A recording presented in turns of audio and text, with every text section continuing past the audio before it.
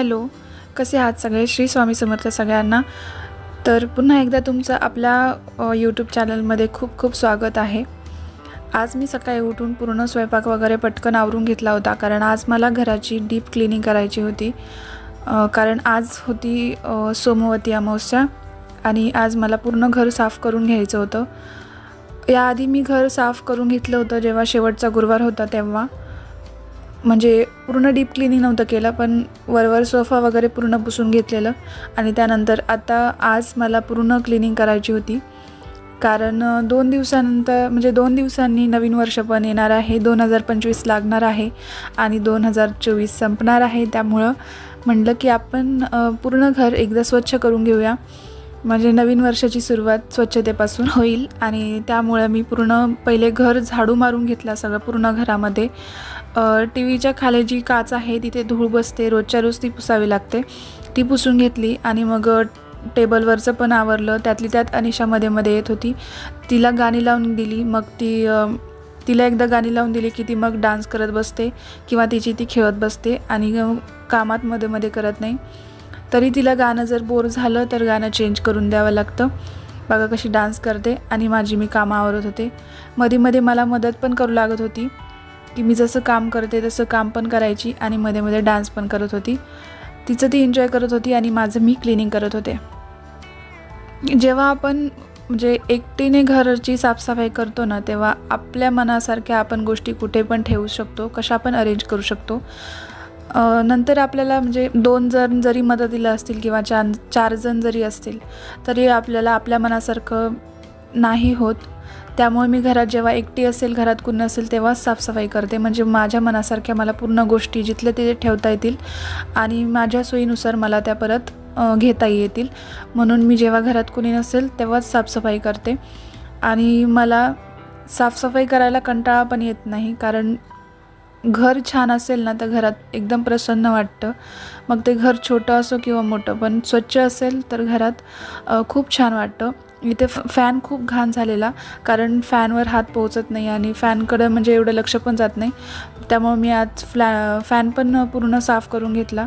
उंच आहे, कपड्यांनी पुसता येत नव्हतं, म्हणून मी आपलं म्हणजे वरचं झाडू मारून घेतला, फक्त सगळं जाळ्या वगैरे साफ केल्या. फॅनच्या आजूबाजूला धूळ बसते, त्यामुळे तिकडं पण पूर्ण साफ करून घेतलं. त्यानंतर पूर्ण घरात पूर्ण झाडू मारून घेतला. गॅलरी वगैरे पूर्ण साफ करून घेतली, कारण गॅलरीमध्ये पण खालची रूम असल्यामुळे ना खूप धूळ येते आणि गॅलरी सतत उघडी असती. समोरचा दरवाजा पण सतत उघडा असतो, त्यामुळं धूळ सारखी येत राहते घरात आणि हे रोजच्या रोज साफ करावंच लागतं. नाहीतर ज्या दिवशी आपण साफ नाही करणार ना त्याच दिवशी कोणीतरी येतं आणि नेमकं जिथं साफ नाही केलं तिथं त्यांचं लक्ष जातं. आपण पूर्ण घर जरी साफ केलं तरी तिकडे कोणाचं लक्ष जाणार नाही, पण एखादी काच किंवा एखादा कोपरा असा असतो की जिथं आपण लक्ष दिलं नाही, नेमकं तिथे पाहुण्यांचं लक्ष जातं आणि मग आपल्याला असं होतं की आपण हे साफ करायला पाहिजे होतं. मग आपल्यालाच ऑकवर्ड वाटतं. त्यामुळं मी सगळ्या गोष्टी साफ करून ठेवते, कुठे जाळी दिसणार नाही याचा पूर्ण प्रयत्न करते. त्यामुळे मी पहिले पूर्ण फोटो फ्रेम वगैरे पूर्ण साफ करून घेतल्या. त्यानंतर टीव्ही साफ करून टीव्हीच्या खालची काच पण पूर्ण म्हणजे साफ करून घेतली. टेबल वगैरे साफ केला. आणि ह्या जे 2 सॉफ्ट टॉईज आहेत ते मी 1 आठवडा झाला धुवून ठेवले असतील. ते मी इथं टीव्हीच्या वरतीच असे ठेवून देते, म्हणजे कधी लागले खेळायला अनिशाला तर मग ते पटकन काढून देता येतात. आणि टीव्हीच्या वरती ते म्हणजे थोडेसे छान पण दिसतात, म्हणून मी ते वरती तिथे ठेवते. वरती राधाकृष्णाची फोटो फ्रेम आहे, तीसुद्धा पुसून घेतली. वरती हात पोहोचत नव्हता, ती एवढी काही घाण झाली नव्हती. वरवर पूर्ण फक्त कपडा मारून घेतला आणि गाणे ऐकत ऐकत माझं पूर्ण काम मी असं करत होते. सगळ्या जाळ्या मारून झाल्याच्या नंतर, कपडा वगैरे सगळीकडं मारून झाल्याच्या नंतर, सगळं पुसून झाल्याच्या नंतर मी लादी पुसायला घेतली. हा जो दरवाजा दिसतोय तिथं अनिशा मस्त रोज अभ्यास करत असती, चॉक घेती आणि अभ्यास करत बसती. आणि हा जो बोर्ड आहे तो पुसायचा राहिला होता. तिथे मग लादी पुसायला पाणी आणल्याच्या नंतर मला तिथे थोडीशी धूळ दिसली, म्हणून मी पहिले ती साफ करून घेतली, कारण राहिलं का मग तसंच राहून जाईल. म्हणून मी ती साफ करून घेतलं पहिले आणि त्यानंतर दरवाजा पुसून घेतला. हा दरवाजा रोज जरी पुसला ना तरी अनिशा ह्याच्यावर रोज चॉकने उघळत बसत असते आणि ते रोज पुसायला लागतं. बाहेरच्या साईडने तरी रोज पुसायला लागतं.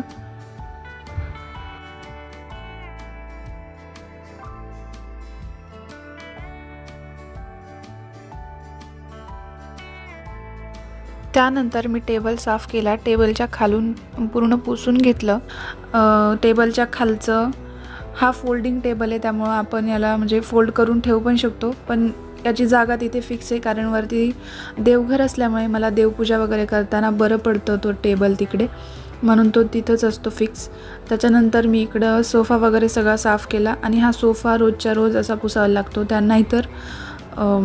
नाहीतर त्याच्यावर धूळ लगेच दिसते. आपण बसलो की हाताला वगैरे जिथं आपण हात ठेवणार तेवढ्या जागेवर धूळ म्हणजे दिसते आपल्याला. त्यानंतर मी गॅलरी पूर्ण पाणी टाकून धुवून घेतली कारण धूळ वगैरे येत असती, माती वगैरे पडते आणि पलीकडे झाडं आहेत त्यामुळे त्याची पण माती वगैरे मी काल झाड म्हणजे दुसऱ्या कुंडीमध्ये शिफ्ट केलेलं, तर त्याची पण माती पडली होती, म्हणून मी पूर्ण ती लादी झाडूने पूर्ण साफ करून घेतली आणि तिकडे पाणी जायला जागा आहे त्यामुळे तिकडे पाणी सगळं लोटून दिलं.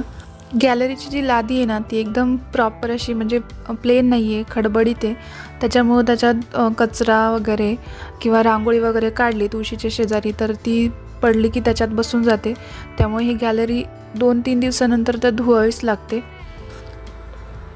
आणि कुंडी आहे तुळशीची ती पण साफ करून घेतली कारण आपण जेव्हा दिवा लावतो तेव्हा तो दिव्याची वरची काजळी म्हणा किंवा ते तेलकटपणा म्हणा पूर्ण त्या ह्याच्यावर जातो आणि कुंडीवर राधाकृष्णाची परत राम अशा कोरलेल्या आहेत मूर्त्या, त्याला तेलकट होतं, म्हणून मी ती पण साफ करून घेतली. नंतर पूर्ण भांडे घासून घेतले आणि मग नंतर कपाट आवरण्यासाठी घेतलं कारण कपाट आणल्यापासून मी त्याला पुसलं नव्हतं, जस्ट कपडे आतमध्ये नीट ठेवले होते आणि पुसून वगैरे घेतलं होतं.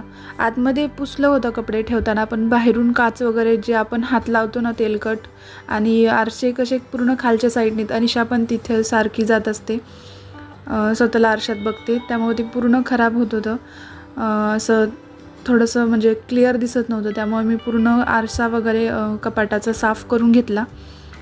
आणि इथं माझं झालं आहे पूर्ण कपाट साफ करून. आतमधून पूर्ण डीप क्लिनिंग कपाटाची मी उद्या किंवा परवा करेल कारण एकाच दिवशी एवढा लोड नको, म्हणून मी आज फक्त वरून आरसे वगैरे पुसून घेतले. आणि यानंतर मला अनिशाला पण जेवण भरवायचं होतं आणि तिला झोपी लावायचं होतं, म्हणून मी एवढंच आज करायचं ठरवलं.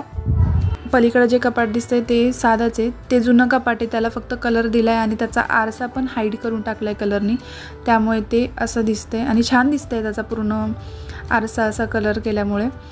आणि इथं झाले दोन्ही कपाट वगैरे पुसून. ही पेंटिंग मी काढलेली आहे, मला दरवाजाला एक अजून पेंटिंग काढायची आहे, पण काढेल कधीतरी. आणि पूर्ण साफसफाई झाल्याच्या नंतर पूर्ण घर असं दिसतंय. इथे माझी पूर्ण क्लिनिंग करून झालेली आहे. सगळं घर आवरलं. मला हे सगळं आवरायला 4 तास लागलेले आहे. तुम्हाला व्हिडिओ कसा वाटला हे मला नक्की कॉमेंटमध्ये सांगा. जर आजचा व्हिडिओ तुम्हाला आवडला असेल तर व्हिडिओला लाईक करा, चॅनलला सबस्क्राईब करा आणि व्हिडिओ शेअरसुद्धा करायला विसरू नका. भेटूया उद्याच्या व्हिडिओमध्ये.